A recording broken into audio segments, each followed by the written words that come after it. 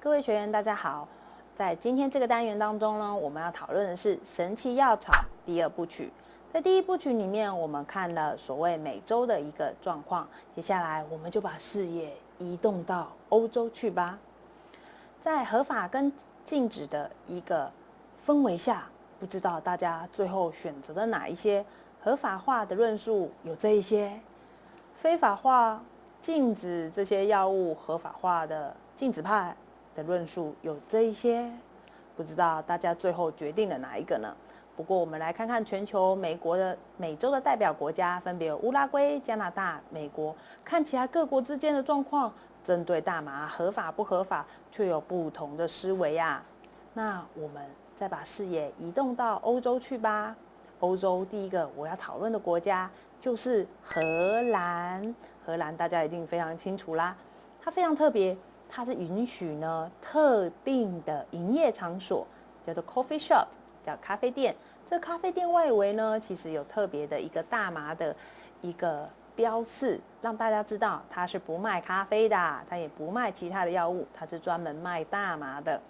那荷兰啊，之前是开放外国人跟游客都可以进入到这样的特别的咖啡店来进行吸食大麻的行为，但是因为荷兰的首都的市长有点觉得不太开心，70%的这样的咖啡店呢落在首都，造成了首都的声望呢可能有点被误解了，所以呢后续呢荷兰修正了这个法规，它外国人的部分只开放德国以及比利时人来进入到这个咖啡店来进行吸食大麻的一个行为。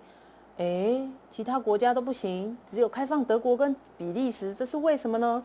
注意看地图，我们看荷兰旁边的国家，不就是德国跟比利时吗？所以你看，它对旁边的国家也蛮好的。我想这是管理问题吧，容易进出，所以呢，可能就开放这两个国家来进入到荷兰这个区块，来到他们所属的咖啡店进行大麻的一个吸食。另外一个国家也很特别，欧洲国家另外一个代表性国家，它不走合法，也不走非法，它叫做葡萄牙，它走的是除罪化。什么叫除罪化？也不是合法，也不是非法，叫做没有罪。这什么意思呢？它将少量使用大麻，甚至于海洛因，甚至于少量的古柯碱，它都将它除罪化，都是 OK 的。但是，一旦大量做使用的时候呢，那就被禁止，也被非法化。所以呢，葡萄牙把这样的一个合法与非法的一个情况下，利用量。少量 OK， 大量 No 的一个观念注入到葡萄牙国家里面，并且呢，它是从2011年呢就开始立法通过，进行这样大麻少量的使用合法化的一个国家现况哦。所以啊，在欧洲的代表性国家也看到很多不同的制定政策，在荷兰里，在特定的场所。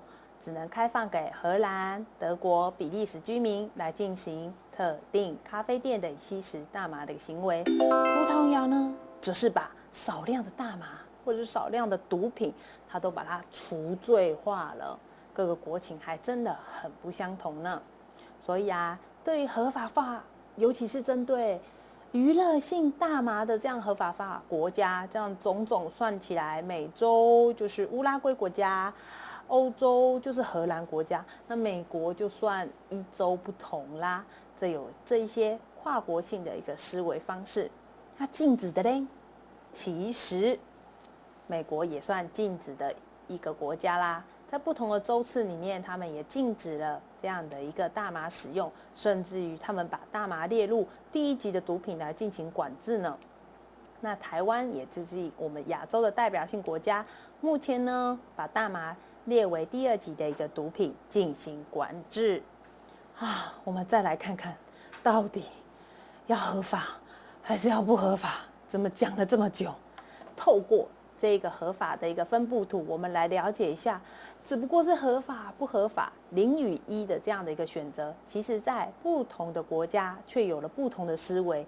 从这张表里面，我们也学到，在真实的世界里啊，跟检验世界可大不同了。除了0和1，中间有很多灰色的地带。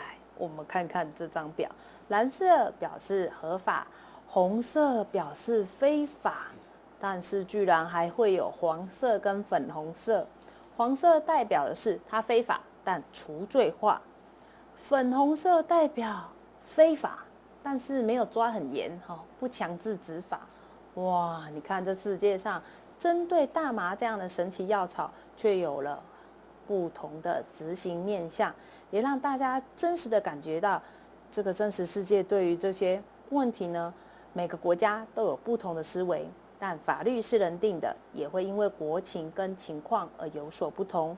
希望透过一连串全球的大麻合法化分析，让大家更为了解药物滥用的一个政策发展的一个现况哦。感谢各位学员。